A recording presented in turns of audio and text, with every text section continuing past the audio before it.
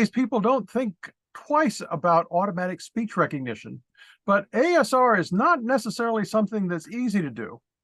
And doing it on the edge often requires more computation than sending something to the cloud, where you have a lot of processing power. So, Bill, could you talk a little bit about ASR and FPGAs? Because that's a platform that can actually be optimized for this kind of application. Yeah, that's right. You know, ASR is kind of one of the components of what I call conversational AI, right? It's the first part, the speech to text piece. And traditionally, people will throw this stuff up into the cloud and just, get transcription back. But a lot of the direction we're seeing things head is for real-time translation, transcription, where you can't live through the delays of sending stuff up to a cloud.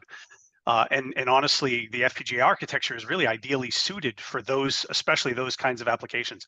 And what it does is it kind of resolves the data ingress and egress problems by getting data in and out of the system, kind of similar to what NVLink is trying to do, moving between devices. But more importantly, we can take interfaces directly from a camera or, in the case of a speech or a microphone, and do the transcription in real time. And we can do it much more efficiently because of our very parallel architecture. So it's provided kind of a good baseline workload or application that maps well to that very parallel architecture of the FPGA. And some of the unique things in our architecture are the NOC. We have a network on chip that further kind of makes it easier to move data across the device to external memory and then between the interfaces. So it further reduces the latency, it improves the performance, and when you're dealing with real-time speech, we've all talked to the machines. You press 0 100 times just trying to get a real person on the phone. It's really about making it as realistic an experience as possible. And if you had to wait a second or 2 or even 5 to get anything pertinent back, it would annoy you, right? It would drive you absolutely crazy. So a lot of what we focus on is with the FPGA is the ability to do very low latency, real-time streaming, and a lot of parallel channels. So one device, one of our FPGA devices, can do 4,000 real-time streams. So that, if you think about that, that's replacing 40 servers with one FPGA card, 15 or 20 GPUs with one FPGA card. Mm-hmm. So what that means is when you're dealing with applications that scale and you have lots of voice, that architecture of the FPGA is really there's not much else other than a custom ASIC that will compete with it. Very, very low latency, very parallel. So your performance per dollar is saving people lots of money, and that's usually what everybody cares about. Mm-hmm. You cover some different things in the article, but one of the things that you didn't necessarily delve into as much is the fact that a lot of people are designing their models to work around some GPU limitations. How do FPGAs work compared to those? Are there different approaches that you can now take when you have that level of flexibility? Yeah, the biggest advantage to the FPGA is it has very tightly coupled memory to the compute. So we can get data in from external memory just like you can with a GPU. But the difference is once that data is in there and you're doing compute, you have what we call result reuse. So if I'm doing multiple computes on that data where a GPU is a SIMD machine, we're not, right? We can be thousands of SIMD machines. We could be, multiple instructions and multiple data in parallel at the same time. And so what that allows you to do is build very efficient systolic array architectures to move data across the device between those compute units very efficiently without ever having to leave the chip.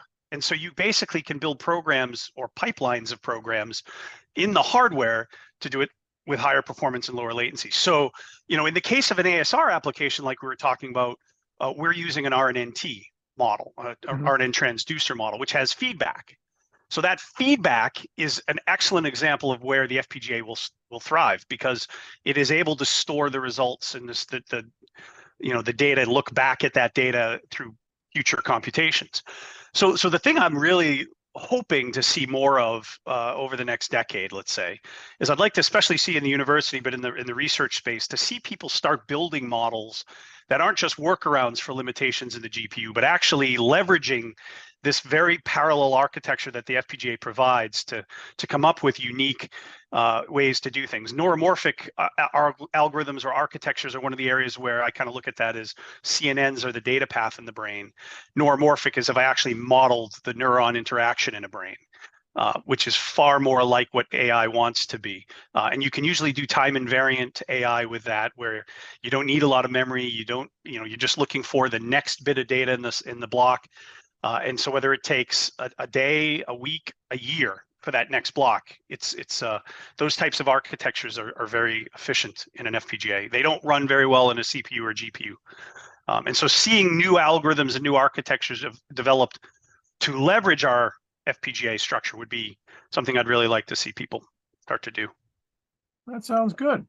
Now, obviously, with our discussion, Achronix FPGAs are very good for this particular application, as well as a number of other applications. Yep. But does Achronix have something specific for ASRs at this point? Yeah, we do. So we worked with one of our partners who's really an AI IP development set of experts.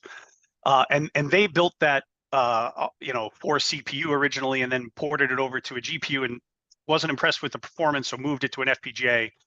And that's when they started seeing the advantages of wow, this FPGA can really produce. I guess it's an appliance, right? So it's basically one of our vector path cards that has our FPGA on it, plugged into a server running this software stack.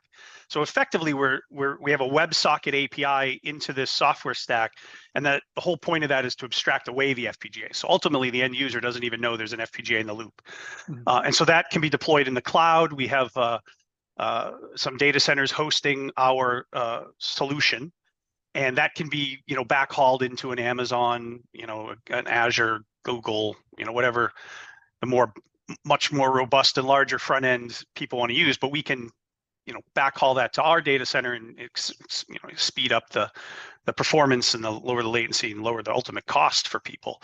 And then, of course, it could also be done on premise. And so we're working with some system integrators to manage the cloud environment, and also with some hardware integrators to provide a turnkey solution as a box, say a 4U rack server with 8 of these cards in it. To do, that would be up to 32,000 real-time streams. Well, very good. Well, thank you for providing an overview of ASR and how FPGAs fit with that.